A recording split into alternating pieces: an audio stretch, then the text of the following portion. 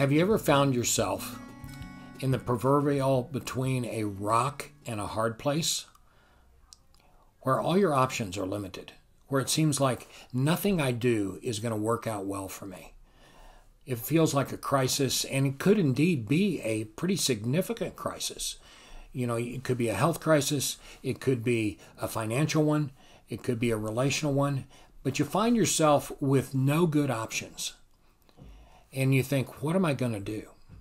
What am I going to do? Well, David, before he was king, found himself in a place like that. We read about it in Psalm 34, verses 1 through 3.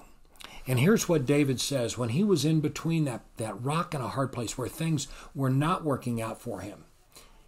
He did this. He said, I will bless the Lord at all times.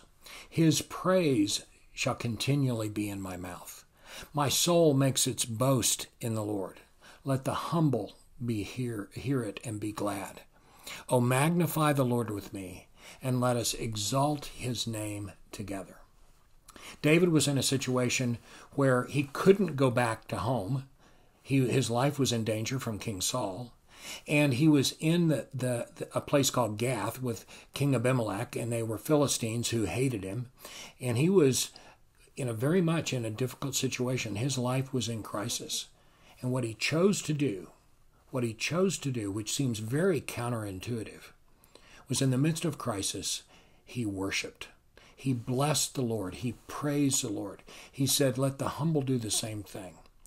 And worship is always in a posture of humility. Worship always recognizes there is someone greater than myself that I'm going to give myself to, that I'm going to give praise to, that I'm going to give honor to.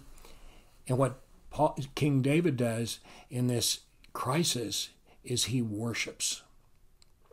That seems very different than perhaps what we think would be the right way to go through and navigate a crisis. But that's what King David does. He says, I will worship. What do you do in a crisis? What is your first, second, third response to crisis? Is it to figure out what you need to do next?